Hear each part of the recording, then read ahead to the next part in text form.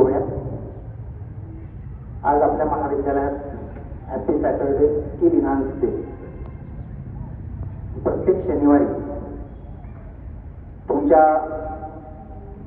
Academic वाटचालीच्या संदर्भातलं मूल्यमापन, ज्याला आपण टीचिंग लर्निंग अँड इव्हॅल्युएशन या अंतर्गत तुमची टेस्ट झालेल्या युनिट्सवर आज आपण नमुना म्हणून त्याचं उद्घाटन करत असताना एक डायग्नोस्टिक्स टेस्ट आज घेत आहोत वेळापत्रकाप्रमाणे. त्याचबरोबरीनं याचाच एक भाग म्हणून ग्रुप डिस्कशन, तो जो विद्यार्थ्यांमध्ये कॉन्फिडन्स, त्याचबरोबर लिडरशिप आणि नॉलेज पॉवर डेव्हलपमेंट करण्याच्या दृष्टीने अत्यंत महत्त्वाचं आहे. आणि त्याचं प्रात्यक्षिक आज सायन्स विभागातील एक ग्रुप जो आपण सिलेक्ट केलेला आहे. आपण सर्व टीचर्सची चर्चा करत असताना कुठल्या टीचरनं कुठल्या वर्गाचे कसे कसे ग्रुप केलेले आहेत याचा आढावा घेतला आणि मग कुठल्या शिक्षकानं केलेल्या ग्रुपपैकी कुठला ग्रुप यावेळी डेमो देईल असं विचारल्यानंतर डॉक्टर बदाने यांनी हात वर केला आणि त्यांच्या विभागातील विद्यार्थ्यांचे जे ग्रुप होते त्यातला एक ग्रुप आज या ठिकाणी ग्रुप डिस्कशनचा डेमो तुमच्या पुढे या ठिकाणी प्रात्यक्षिक त्याचं सादर करणार आहे की त्याच्या आधारानं तुम्हाला वर्गावर्गांमध्ये शेड्यूल केलेले असतात त्यावेळी दिलेल्या युनिट्स प्रमाणे त्या युनिटवर त्या ग्रुपमधल्या मेंबर्सनं 8 दिवसात 10 दिवसात काय चर्चा केली, काय डिस्कशन केलं आणि त्याच्या आधारानं मग लिडरला समोर घेऊन तो टीचर त्या वर्गामध्ये त्या टॉपिकवर त्या युनिटवर पूर्ण डिस्कशन होईल. ते झाल्यानंतर वर्गात असलेली जी मुलं असतात त्यांना काही प्रश्न त्या विषयावरचे जर असतील, त्या टॉपिकवरचे असतील तर त्यांनी प्रश्न विचारायचे असतात. अगदी मोकळेपणा लीडरनं किंवा त्या ग्रुपमधल्या कोणीही त्याचं उत्तर द्यायचं असतं. आणि जर लीडर किंवा ग्रुपला अडचण आली तर तिथं असलेल्या विषयाच्या शिक्षकानं त्या संदर्भातलं गायडन्स त्या विद्यार्थ्यांना करायचं. अशा पद्धतीची ही आपली प्रॅक्टिस असणार आहे आणि ही वर्षभर चालणार आहे. मला असं वाटतं की तुमच्या सर्वांचे ग्रुप तयार झालेले आहेत. यस और नो? मुलांमधून आवाज नाही आला. ग्रुप तयार झालेत की नाही? हात वर करा. मुलांचे ग्रुप तयार झालेत की नाही? इकडे ज्युनियर मध्ये ज्युनियर टीचर ग्रुप केलेत की नाही? ग्रुप तयार झाले का? माझं मराठी कळतंय का सगळ्यांचं? अरे ग्रुप केलेत की नाही तुमचे? 10 मुलांचे ग्रुप तुमचे ग्रुप नाही केले? वर पुढे पुढे येतं. कुठला वर्ग आहे तुझा? 11वी? हो. कोण आहे तुझे क्लास टीचर? मॅडम इकडे या. त्या ग्रुपची यादी द्या मला आत्ताच्या आत्ता. तुम्ही केलेल्या 10 मुलांच्या ग्रुपची यादी मला द्यायची आहे. चला हो. 11वी हो. ग्रुप तयार झालेत का? कोण आहे ग्रुप? ग्रुप तयार झालेत का तुमचे 10-10चे? कोण आहे class teacher? C division C. सीचं कोण आहे इकडं मुलांमध्ये? कोण क्लास टीचर? क्लास टीचर कोण आहे? कुठे यांची ग्रुपची यादी आणा. ग्रुपच्या याद्या आणा. चला आत्ताच्या आत्ता सगळ्या क्लास टीचर्सने ग्रुपच्या याद्या आणायच्या. सगळ्या क्लास टीचर 11वी 12वी कला वाणिज्य विज्ञान पटकन ग्रुपच्या याद्या घेऊन या.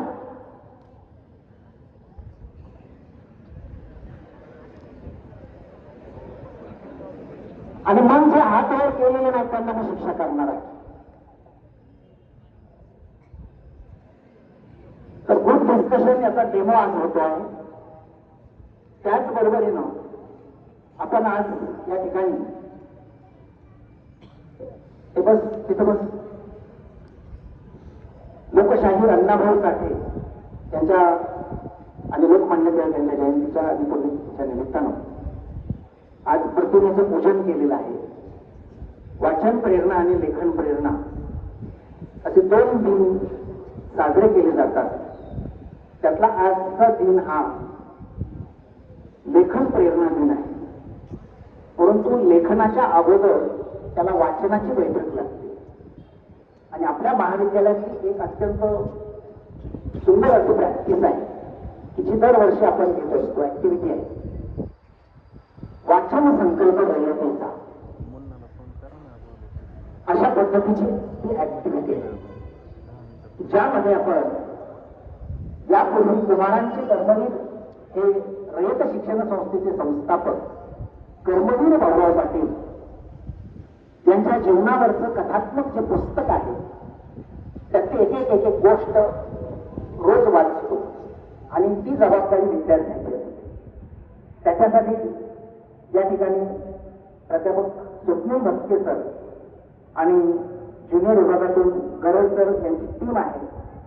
तिथे विद्यार्थ्यांचं सिलेक्शन करणार आहे. वाचन करण्यासाठी उद्या कोण वाचणार, परवा कोण वाचणार अशा क्रमाक्रमानं विद्यार्थिनींची ती निवड करणार आणि त्यांना दिलेला जो काही पाठ किंवा कथा असेल किंवा भाग असेल त्याच्या वाचनाची प्रॅक्टिस त्या मुलांकडनं एक दिवस आधी करून घेणार आणि दुसऱ्या दिवशी प्रार्थनेच्या वेळी त्या गोष्टीचं वाचन त्या मुलांना करायचं. त्याच्या वाचनातील सहभागाबद्दल आपण त्याला प्रोत्साहनपर बक्षीस देणार आणि त्या वाचलेल्या भागावर 3 प्रकारचे प्रश्न विचारले जातील. तुमच्यापैकी पहिला हात जो कोणी वर करेल त्यानं पुढे येऊन त्याचं उत्तर द्यायचं. नवीन मुलांसाठी जुन्यांना माहीत आहे आणि त्या योग्य उत्तर देणाऱ्या विद्यार्थ्यालाही आपण बक्षीस देणार. आणि ही प्रॅक्टिस फक्त या पुस्तकापुरती राहणार नाही, वर्षभर चालणार आहे. तर अशा पद्धतीचा वाचन संकल्प रयतेचा हा जो उपक्रम आहे आपला हा देखील आज या ठिकाणी सुरू होतो आहे. आणि ग्रुप डिस्कशन वाचन संकल्प रयतेचा अण्णाभाऊ साठे यांच्या जयंतीच्या निमित्तानं लेखन प्रेरणा दिन. कारण लेखन प्रेरणा दिन या नावानं आजपासून हा दिन साजरा होत असता तर तुमच्यापैकी ज्यांना ज्यांना लिखाणाची आवड आहे, वाचनाची आवड आहे त्यांना याच्यातून एक प्रोत्साहन मिळणार आहे. आणि मग या उपक्रमाच्या माध्यमातून तुमच्या मेंदूला आणि कल्पकतेला देखील चालना मिळणार आहे. आपल्याकडे वाचन प्रेरणा दिनाच्या दिवशी किंवा 14 तास अखंड वाचन नावाचा दिन आपण घेतो त्या दिवशी वाचलेल्या पुस्तकावर विद्यार्थ्यांनी किमान 200 ते 500 शब्दात ते पुस्तक वाचून त्याला काय वाटलं हे लिहून द्यायचं आणि लिहिलेल्या त्या सगळ्या मजकुराचं परीक्षण केलं जातं आणि त्याच्यातून काही क्रमांक काढले जातात. तर अशी एक ऍक्टिव्हिटी आपली वर्षभर असते. आज आपण लोकशाहीर आणि साहित्य सम्राट अण्णाभाऊ साठे यांना विनम्र अभिवादन करत असताना लोकशाहीर म्हणूनच नव्हे केवळ लोकशिक्षकच म्हणून नव्हे तर केवळ तर सामाजिक, आर्थिक, राजकीय अशा सर्वच दृष्टिकोनातून जर विचार केला तर अण्णाभाऊ साठे यांचं कार्य केवळ मुंबईपुरतं मर्यादित नाही तर समस्त जगाला एक दिशा देणार आहे. आणि प्रतिभेचा एक उत्तुंग असा आविष्कार असलेलं हे व्यक्तिमत्व अत्यंत प्रतिकूल परिस्थितीत गिरणी कामगारांच्या जथ्यामध्ये बालपण गेलेलं, दारिद्र्य, अज्ञान, कारण ते शिकलेही फार नाही आणि अशा ह्या महान व्यक्तिमत्वानं मुंबईसह कारवार, बेळगाव हा भाग महाराष्ट्राला जोडला पाहिजे यासाठी जी चळवळ झाली त्याला संयुक्त महाराष्ट्राची चळवळ असं म्हणतात. त्यामध्ये फार महत्वाची भूमिका आपल्या शाहिरीतून या ठिकाणी पार पाडली आहे. मग त्यामध्ये या लोकशाहिरांमध्ये अण्णाभाऊ साठे असतील, शाहीर गवाणकर असतील, वामनदादा कर्डक असतील, या शाहिरांनी अख्खा महाराष्ट्र अक्षरशः जागृत केला. आणि मग जथ्थेच्या जथ्थे रस्त्यावर उतरले. त्यावेळेच्या या सगळ्या चळवळ करणाऱ्या कार्यकर्त्यांवर गोळीबार झाला. त्यात 105 जवान शहीद झाले. परंतु अखेरीस केंद्राला नमावं लागलं आणि मुंबई महाराष्ट्राला जोडली गेली. ती महाराष्ट्राची राजधानी झाली आणि 1 मे 1960 संयुक्त महाराष्ट्र अस्तित्वात आलं. अशा अण्णाभाऊ साठ्यांचा संपूर्ण चरितार्थ जर कशावर चालला असेल तर तो साहित्यावर. त्यांना निसर्गानं दिलेलं देणं होतं ते प्रतिभाशक्तीचं आणि त्यांनी लिहिलेल्या कादंबऱ्या कथा ज्यामधून त्यांचा चरितार्थ चालायचा पण ज्यामधून एक विचार पण असायचा. त्यांची फकीरासारखी कादंबरी तुमच्या सगळ्या प्रत्येकानं वाचली पाहिजे कारण ती तरुणांचा आयडॉल आहे. तरुणांमध्ये एक ज्वलंत असा स्वाभिमान आणि देशाभिमान जागी करणारी आहे अशी ती कादंबरी आहे. अशा अनेक प्रकारच्या कादंबऱ्या त्यांनी लिहिलेल्या आहेत आणि त्यांच्या या लेखनातूनच खरं तर त्यांचा चरितार्थ चालत होता. त्यांच्या या लेखनाबद्दल त्यांना साहित्य सम्राट नावाची पदवी मिळाली. अशा अण्णाभाऊ साठेंना आपण या ठिकाणी विनम्र अभिवादन करूया आणि या निमित्तानं वाचन प्रेरणेतून लेखन प्रेरणा घेऊया. त्यानंतर आपण गट चर्चेकडे म्हणजेच ग्रुप डिस्कशनकडे वळणार आहोत. तत्पूर्वी मला त्या त्या शिक्षकांनी केलेल्या ग्रुपच्या याद्या आणून द्यायच्या आहेत. तर आज आपण वाचन संकल्प रयतेच्या या शीर्षकाअंतर्गत ज्या पुस्तकाचं वाचन सुरू करीत आहोत त्या पुस्तकाचं नाव आहे कुमारांची कर्मणी. हे ते पुस्तक आहे. दा भोसले नावाचे लेखक हे त्याचे लेखक आहेत आणि त्यांनी अत्यंत गोष्टीरूप स्वरूपात कर्मवीर भाऊराव पाटलांच्या बालपणापासून तर मृत्यूपर्यंतची कहाणी या पुस्तकामध्ये मांडली आहे. साधारण 41-42 गोष्टी याच्यामध्ये आहेत की ज्यामध्ये त्यांच्या कुटुंबाची पार्श्वभूमी, त्यांचा जन्म आहे, त्यांचं बालपण आहे, त्यांचं शिक्षणाच्या क्षेत्रातलं पदार्पण आहे, रयत शिक्षण संस्थेची स्थापना आहे, तिच्यासाठी अहोरात्र त्यांनी घेतलेले परिश्रम आणि कष्ट आहे, त्यांना भेटलेली वेगवेगळ्या प्रकारची माणसं आहेत की जी त्यांना साथ देणारी होती आणि अखेरच्या समयी त्यांचं झालेलं निधन आहे. अशी एक दावती गोष्ट यामध्ये सांगितलेली आहे. त्यातली पहिली गोष्ट जी आहे ती त्यांच्या कुटुंबाची एक पार्श्वभूमी म्हणजे बॅकग्राऊंड सांगणारी आहे आणि तिचं वाचन मी या ठिकाणी करणार आहे. वाचन करणं म्हणजे फक्त ओळीवरून नजर फिरवणं नाही. वाचन करणं म्हणजे फक्त शब्दाला शब्द लावणं नाही. तर वाचनाचीही एक पद्धत असते, वाचनाचीही एक स्टाईल असते. जशी भाषणाची स्टाईल असते तशी वाचनाची स्टाईल असते. तर हे वाचनाचं कौशल्य देखील आपलं याच्यातून आपल्याला विकसित करायचं आहे. खरं तर वर्गामध्ये आणि विद्यार्थ्यामध्ये ही वाचनाची प्रेरणा जागी झाली पाहिजे म्हणून आपण या ठिकाणी हा संकल्प सोडलेला आहे आणि त्याची सुरुवात आपण आजपासून या ठिकाणी करत आहोत. तर गोष्टीची सुरुवात जी होते आहे, पहिली गोष्ट आहे, पहिला पाठ आहे, पहिलं प्रकरण आहे. तुम्हाला जे काय म्हणायचं असेल ते तुम्ही म्हणा. ते कर्मवीर भाऊराव पाटलांच्या कौटुंबिक पार्श्वभूमीच्या संदर्भात काय परिस्थिती होती, काय त्यांचं कुटुंब होतं या संदर्भातला हा पाठ आहे. सुरुवात होते आपल्या भारत देशात तशी खूप केली 7 लाखांपेक्षा अधिक. महाराष्ट्रामध्येही खेडी आणि वाड्यांना कमतरता नाही. त्यातले ऐतवडे हे एक गाव पूर्वी दक्षिण सातारा जिल्ह्यात असलेले सध्या सांगली जिल्ह्यातल्या वाळवा तालुक्यात मोडणारे हब रस्त्यापासून दूर आणि शहरापासून लांब असलेले ऐतवडे. तेथे सोयीपेक्षा गैरसोयीच खूप. पण या गावची जमीन नाही, अतिशय सुपीक, माणूस पेरला तरी उगवून येणारी. म्हणून या गावाला केळ्याचे ऐतवडे असे सारेजण म्हणतात. केळी आणि नागवेलीची पाने हे गावाचे उत्पन्न. त्यामुळे गावातला शेतकरी तसा खाऊन पिऊन सुखी, कोणाच्या भानगडीत पडणार नाही. मस्तपैकी शेतीत राबावे, काळ्या आईच्या कृपेने सोने पिकवावे आणि तिच्याच कृपेने पोटभर खाऊन तिच्या मांडीवर लोळावे. हा गावचा रस्ता मराठा असो, जैन असो अथवा आणखी कोण्याही जातीचा असो यात फरक पडत नाही. या ऐतवड्याला देवदंडा पाटील नावाची एक जैन आसामी होती. तसे हे मूळचे ऐतवड्याचे नाही. त्यांचे पूर्वज विजापूर जिल्ह्यातील मूळपिंपरी या गावाचे. या पूर्वजांमधील कोणीतरी भाग्य अजमावण्यासाठी गाव सोड घर सोड आणि भ्रमंती करीत करीत ऐतवड्याला विसावलं. स्वतःच्या कष्टाने कर्तृत्वाने त्यांनी पाटीलकी संपादन मोठी शेतीवाडी कमावून धनदौलत आणि मान मराठा मिळविला. मुळातच जैन समाज कष्टाळू प्रामाणिक आणि निर्भय शबूपणा व काटकसर त्यांच्या रक्तात घेतले.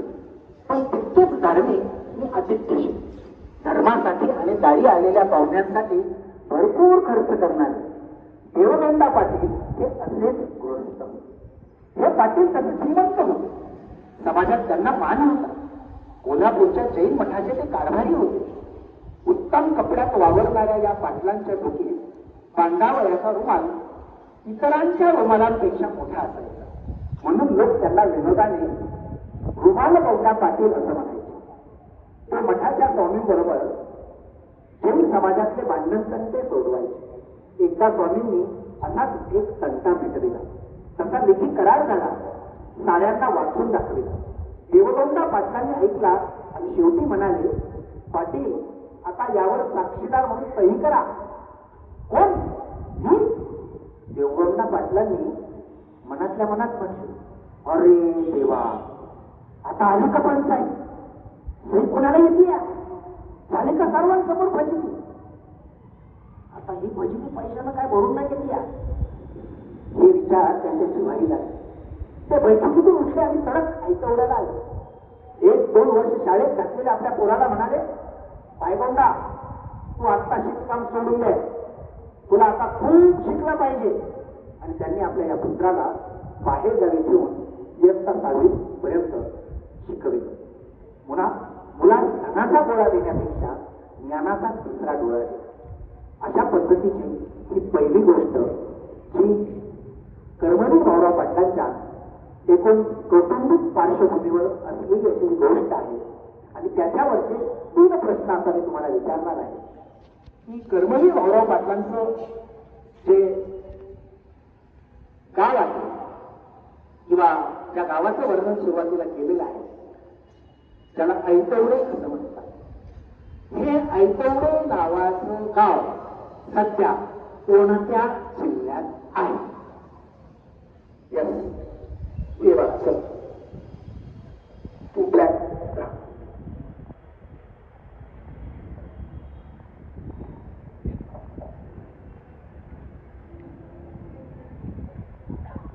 बघूया. जरा मागे लक्ष ठेवा. कोण लक्ष ठेवतंय? म्हणजे सफायला कोण कोण येतो त्याच्या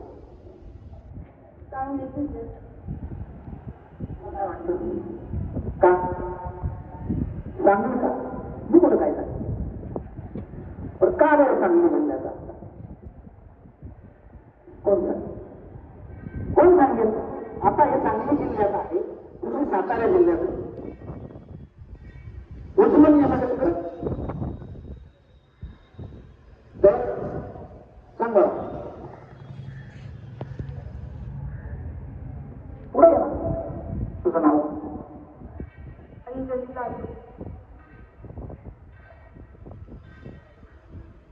मनाली काळे. 11वीचा कोणी हात वर केला होता? 11वी किंवा FY कोणी कोणी हात वर केलेलं? 11वी किंवा FY? माझे नाव संचिता गणेश पवार, 11वी सायन्स.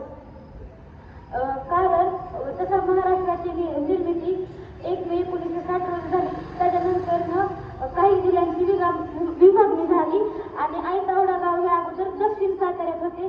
त्यानंतर आता सध्याच्या काळात जेव्हा नंतर सांगली जिल्ह्याची निर्मिती झाली तेव्हा सांगली जिल्ह्यातील वाळवा या तालुक्यात हे ऐतवडा नावाचे गाव मोडते.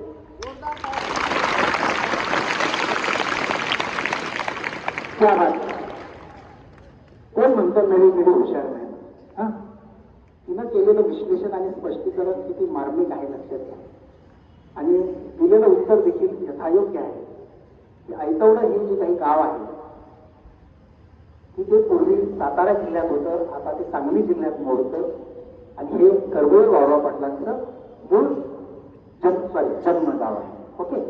आता मोठ्या बहिणींनी लहान बहिणींचा सन्मान करायचा. पक्षी 12वी FY TY यांना कदाचित उत्तर माहीत असू शकतं, बरोबर ना?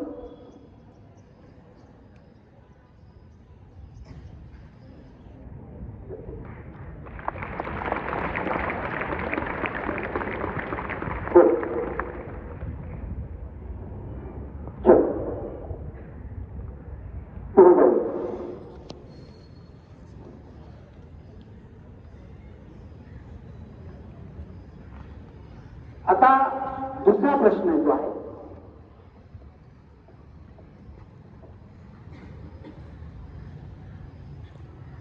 कर्मवीर भाऊराव पाटील जे आहे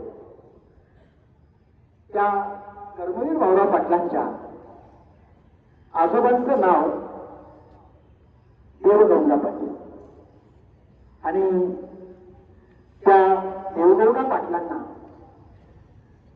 त्या गावातले लोक एका विशिष्ट नावानं ओळखायचे.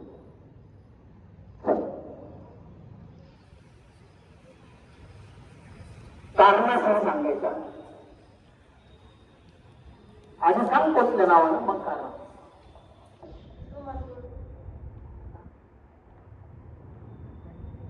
तिनं फक्त रुमाल बांधा एवढंच लक्षात ठेव. डोक्याला बांधायचा जो रुमाल असतो तो इतरांपेक्षा काय असायचा, मोठा असायचा, म्हणून रुमाल बांधा पाटील. हे बघ तुझं नाव सांग. आणखी 11वीचं कोण आहे का हात वर केलेलं? चल तू पण तू 11वीची का?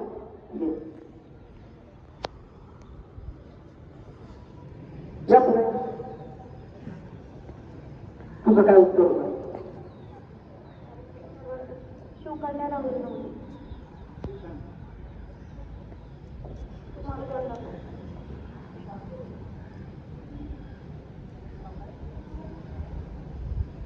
पवार भागीरथी दादा. इयत्ता 11वी A डिव्हिजन सायन्स. तर या तीनही कन्या बक्षिसास पात्र आहे. आपली बक्षिसाची आज एकच आहे की म्हणजे चल 12वीची होतो तू दोघींना सन्मान दिले. तुला बोलले आणि तुला पेन दिले.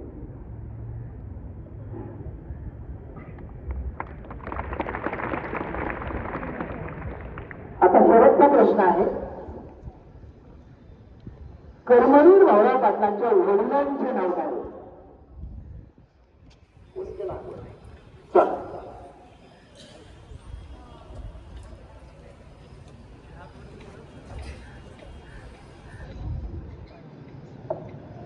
अनुराधा श्रीराम शिंदे 12वी कला अ.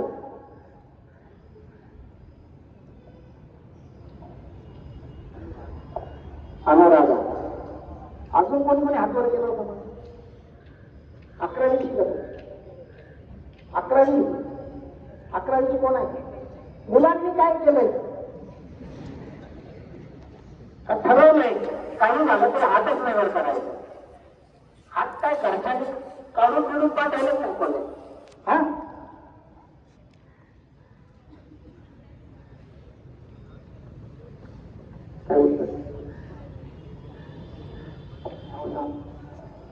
पांडुळे प्रतीक्षा बाळासाहेब सायन्स डिव्हिजन. कर्मवीर भाऊराव पाटील यांच्या वडिलांचे नाव पायगौंडा पाटील असे होते. टाळ्या तरी वाजवा.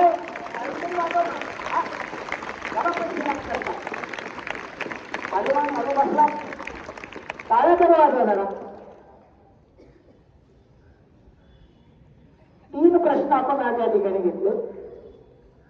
कर्मवीर भाऊराव पाटलांचं तसं मूळ म्हणजे त्यांच्या सगळ्या वंशजांचं मूळ नाव हे गुड होते आणि त्या मरभिंतीवरून त्यांचे आजोबा देवगौंडा पाटील ऐतवड्याला आलेले आहेत. आणि त्याच्यावरचा प्रश्न होता, ऐतवडे हे आता कुठल्या जिल्ह्यात आहे? तर ते पूर्वी सातारा जिल्ह्यात होतं, आता सांगली जिल्ह्यात आहे. दुसरा प्रश्न आपण विचारलेला होता की त्या देवगौंडा पाटलांनी कुठल्या टोपण नावानं लोक हात मारायचे. तर त्याचं उत्तर आपण पाहिलं आहे, रुमाल गौंडा पाटील. आणि तिसरं आपण त्या देवगौंडा पाटलाच्या पोटी जन्माला आलेले ते म्हणजे पाये गौंडा पाटील, जे कर्मवीर गौरव पाटलांचे जन्मदाते होते. आणि मग बाकीचा पार्ट आपण पाहिलेलाच आहे की शिक्षणाचं बाळगुरु कसं आहे.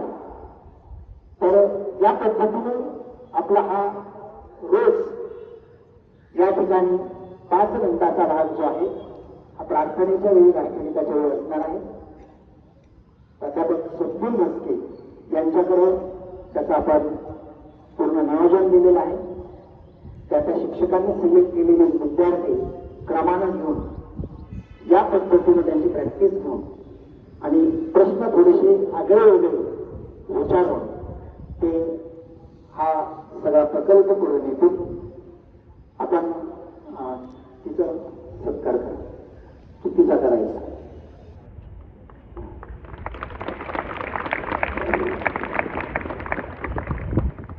तर आता वाचन संकल्प रयतेचा प्रारंभ झालेला आहे. त्याचा पहिला पाठ या कुमारांची कर्मरी नावाच्या पुस्तकातली आपण घेतलेला आहे. आणि आता यातही दुसरी ऍक्टिव्हिटी सुरू करण्यापूर्वी फनी गेम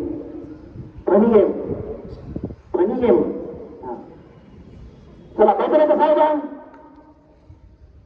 सगळ्यांनी डोळे झाकायचे.